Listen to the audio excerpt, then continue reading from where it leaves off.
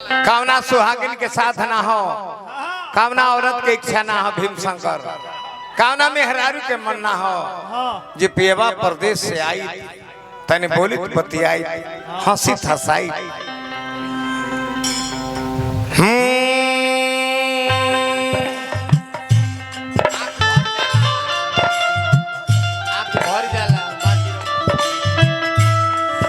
रोवा उठी जाला। हेलो बहुत ज्यादा मोट होता। रोवा उठी जाला बात राउर सुनले अरे यही बका राजा हमारा बोले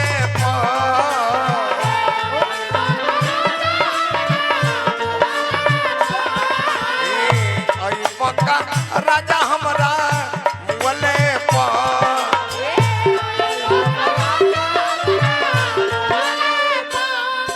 धन्य रे फौजी भाई इंस्पेक्टर पद पर विराजमान मानी रवा डीएसपी पद से रिटायरमेंट हो। हाँ आखी भारी जाले हो, आखी भारी जाले बात राउर सुनले बका राजा हमारा बोले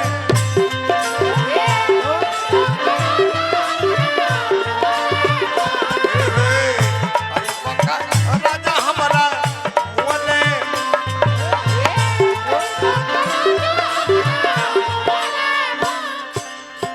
आरजेडी पे गीत यहाँ के गवाव चाहता है। अच्छा लास्ट में हम वह गीत गा दे। हमें कमलवास को रहे कोनो दल के ना ही कोनो पार्टी के हैं आ जौने पार्टी पे कहबो वही पार्टी पे गीत सुना दे।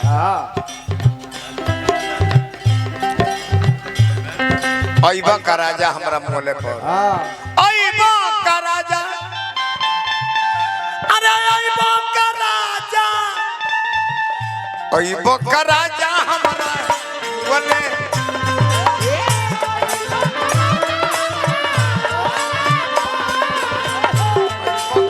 राजा हमरा बोले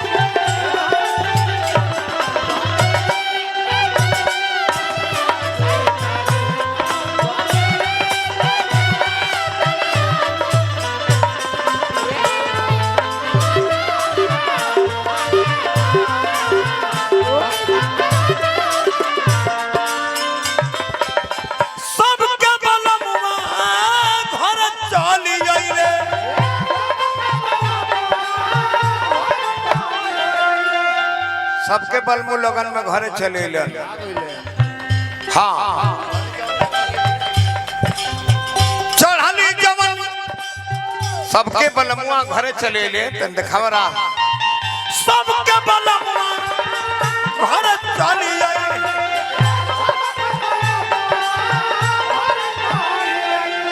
ए चढ़ाली जवानी के अगिया बुझावले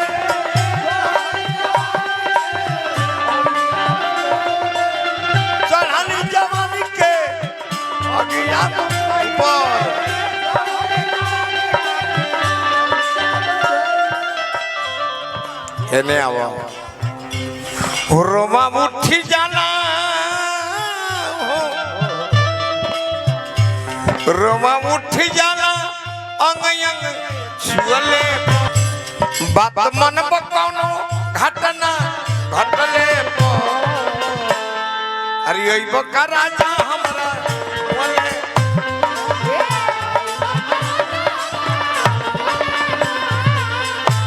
बका राजा हमरा बोले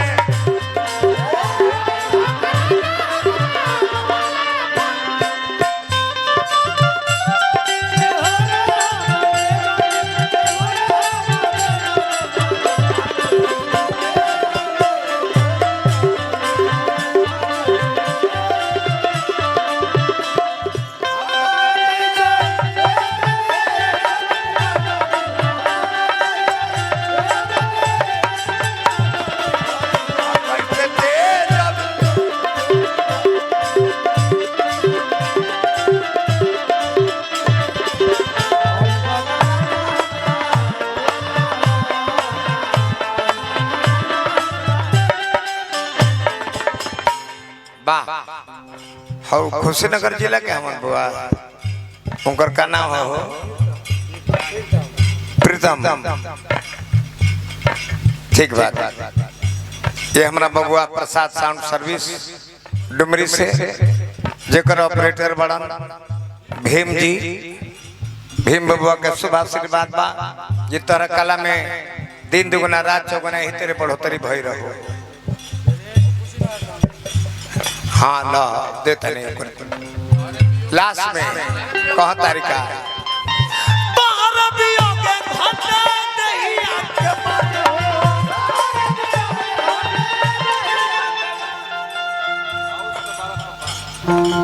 आयुष जी के बड़े पप्पा साहब वहां के काना कार्यरत में बनी पद पर CRP BSF Indian army CISF बहुत बहुत रुपया पुरस्कार 500 का नोट देनी भगवान नारायण जी बबुआ के इतना सुंदर कमाल करी जो बबुआ जब 5 केंद्रीय रिजर्व पुलिस इंडियन आर्मी में बालू तो बबुआ हमारा आईएएस आईपीएस बनस तब न बाबूजी की इज्जत बढ़ी अब बाबूजी की इज्जत का जे बाबूजी बड़े दरोगा जे तले बेटा बन जाए चौकीदार ये अच्छा ना तो आशीर्वाद दी तनी जे कि बबुआ हमारा आईएएस चाहे आईपीएस बने हम नारायण जी के कृपा बनो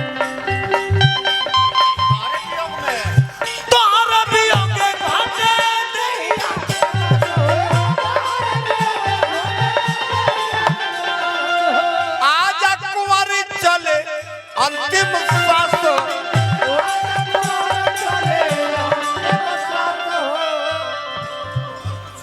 मंटू सुमन हो मंटू सुमन पछतैब अर्थी उठले राजा